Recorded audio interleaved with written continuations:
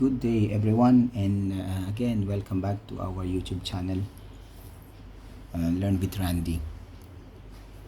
Today we have here Black & Decker rice cooker. So this Black & Decker was used for only I think 4 or 5 months, and suddenly it does not work. So now we will going to check what is the problem of this rice cooker. So the model is Black & Decker. Okay, so the first thing we need to do, or let me first show you to plug in power and then turn on. So it's not getting on. So what we need to do is to check it with our multimeter. So first let me check the power of this plug using our okay, so let me check first the supply from our outlet using our voltmeter. We select AC voltage, then going to check. So we have power off,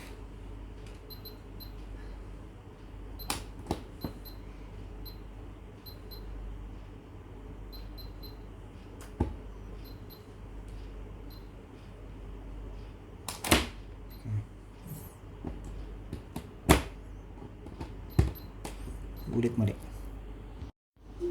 Okay, so we're going to check the power supply. So we have, using our voltmeter, we select volt AC, and the reading is 238 volts.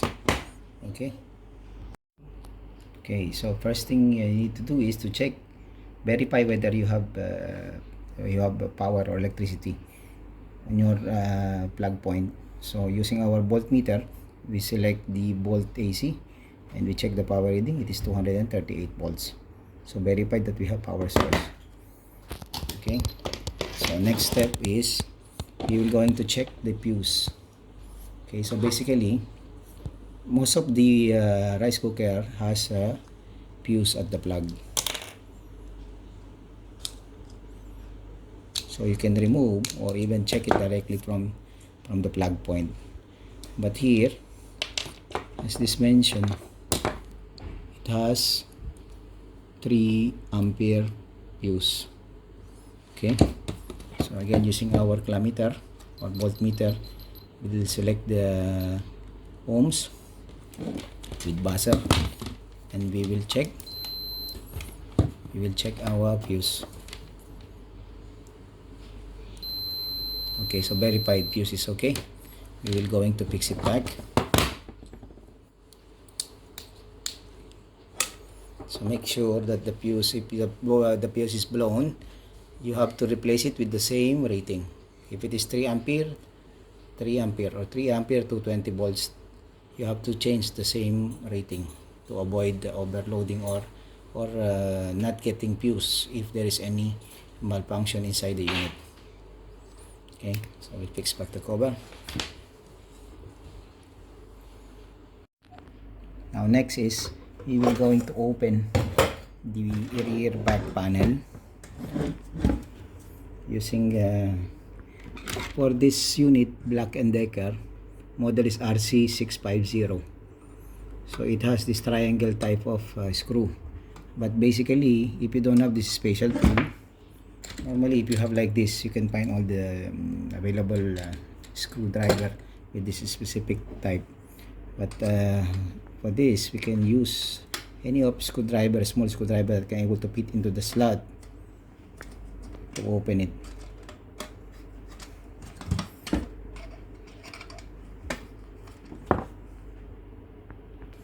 Okay, so we have unscrew or remove all the screws.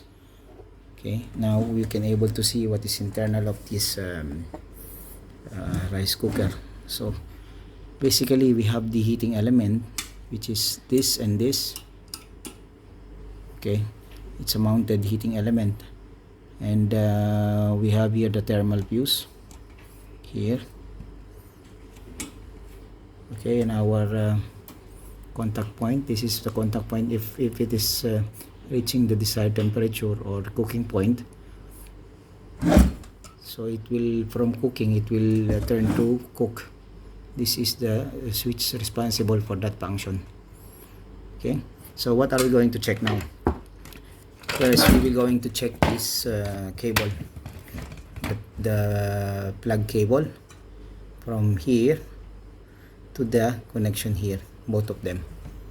Okay, so using our multimeter, setting up ohms, you will check the terminal point or the cable, the plug cable. So we have here L, N, and earth.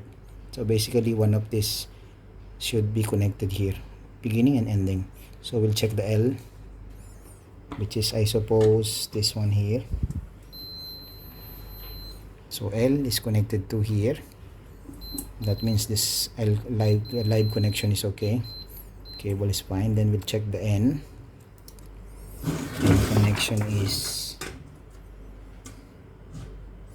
Connection is over here. So N, and then the earthing. So it's fine. Why earthing is important? Because in case it is short to body, the device earth leakage circuit breaker will trip off the current or the power to avoid electric shock. So we verify that the cable is okay. Now we will going to check the heater. So we have the heating coil, this and this. So basically, again, using our multimeter, we remove the buzzer, just check the continuity. So we have this terminal here and this terminal. So our heating element is not busted, it is okay. There is a reading of 163 ohms. Okay, and then we'll check the body if it is short to ground or short to body. So it's fine. Now next thing we will check is the switch. This is the switch here. When you press, this needs to get contact here. So these are the switch when you press. So basically, if there is a load or if the pan has rise, it will engage. Okay, so what are we going to check? We're going to check this contact point here, whether it is getting contact or not.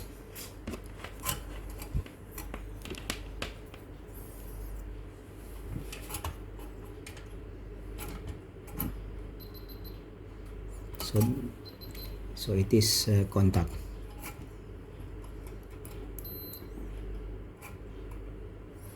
Okay, so we verify that the switch is getting contact. So this is also fine. Now what is next to be checked? We have to check the thermal fuse. What is thermal fuse? Every rice cooker, it has a safety protection called the thermal protection device or thermal fuse. Thermal fuse is basically hidden. So this is the connection from your cable, from the main source, and here is the heating element. So this is the live L. So between L and the heater, there is a bridge. It is being bridged by the thermal fuse. Let me open it for you. But first, let us check the thermal fuse. Okay, using our multimeter. Again, we will going to verify whether the thermal fuse is okay or not. So here and here, see, it is open. So the problem is the thermal fuse. Normally, the problem of the rice cooker is the thermal fuse.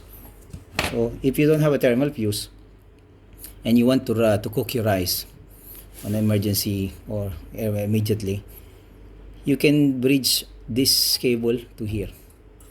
Okay, you will bypass the thermal fuse.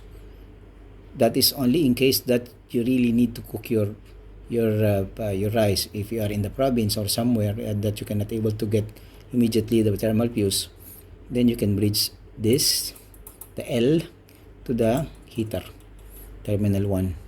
Okay, now let me remove the thermal fuse so that you can able to see. Okay, so we'll remove the thermal fuse because it is hidden here in this insulation. So you have the spaghetti tube here, or the tubing, insulation tubing. That's why you are not seeing the thermal fuse. we unscrew this, keep it here, and then using another socket number 7,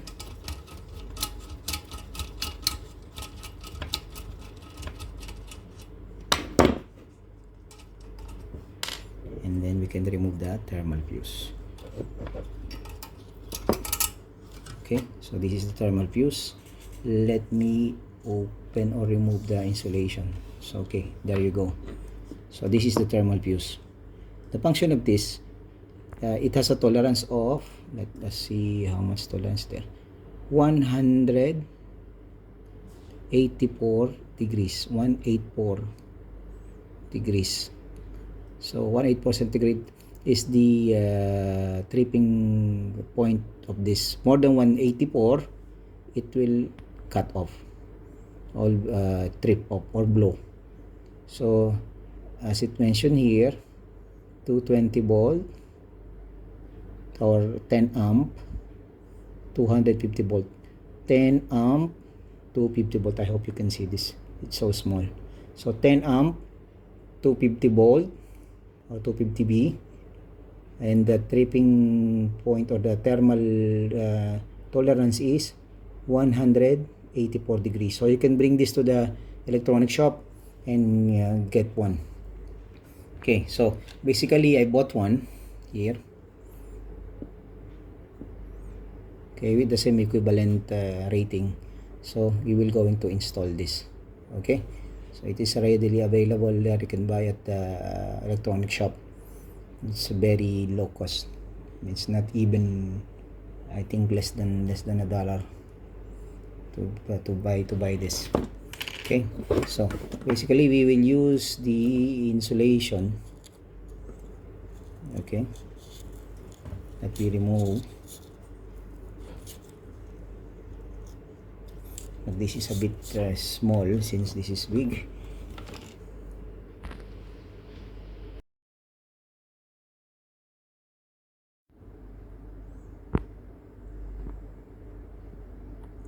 Okay, so we have the thermal fuse, 186 degrees to 3 ampere, 10 ampere, 250 volt, 186 degrees tolerance, or the temperature rating. So we will install the insulation that it comes with the replacement thermal fuse that I purchased, and then we will going to connect it. Okay, so the same connection, we will place it. Okay, so this one will be here.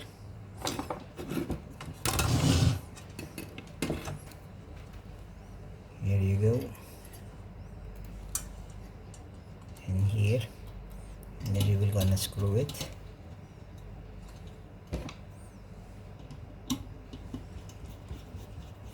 Before I forget,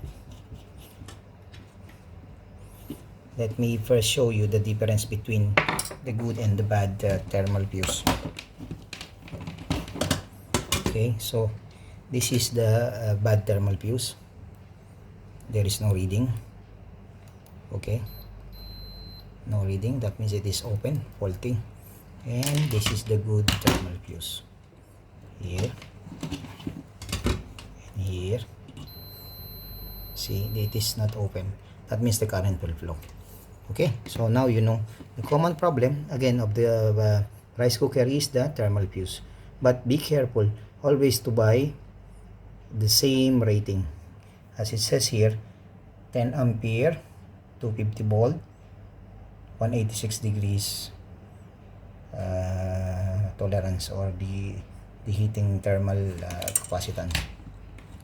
Okay, so we are going to connect it.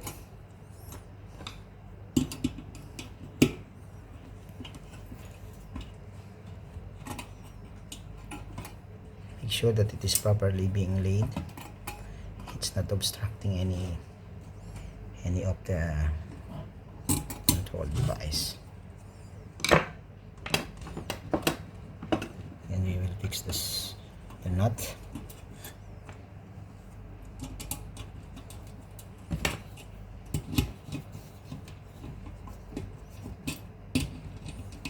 you don't have to waste the resources. You can always repair, recycle. Okay, so now we have tightened it. Make sure it is properly tight to avoid heating up. Loose connection will result to heating. Okay, now it is secured. So we can try with our plug if it is getting contact.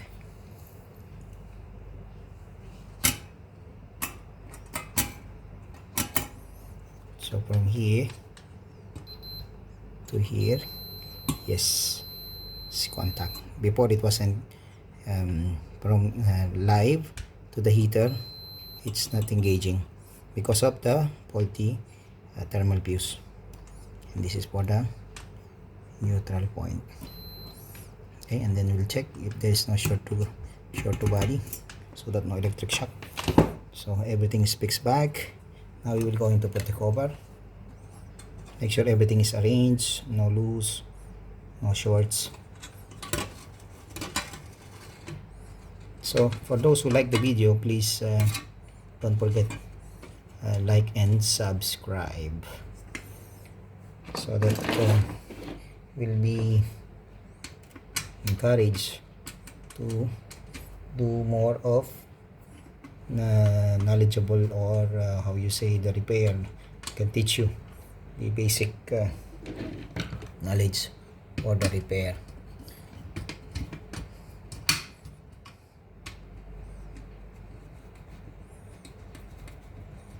Okay, so tight all the screws back. Okay, so we assembled back everything. We replaced the thermal fuse, and we verify and check that everything is fixed back accordingly. Now it's time to check. So as I said, safety is paramount, safety first. We're going to check if there is any short. Our neutral point here. So we have the multimeter to verify if there's any short to body. Press this and then check. So nothing, it's okay. So now we're going to test the unit.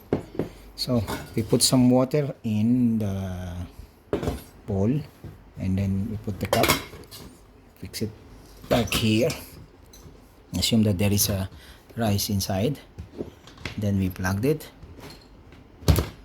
Then now the unit is working. Then we click the cook. Wow! So done for just $1, less than $1, to buy the thermal fuse. Your rice cooker again is revived. Okay, so if you like the video, please like, subscribe, share, so we can share the knowledge to more people. And again, many thanks for watching, and God bless you all. So please keep on following or watching our videos. More videos to come, to share knowledge across the world through Learn with Randy. Thank you, and God bless. Okay, so it's boiling now.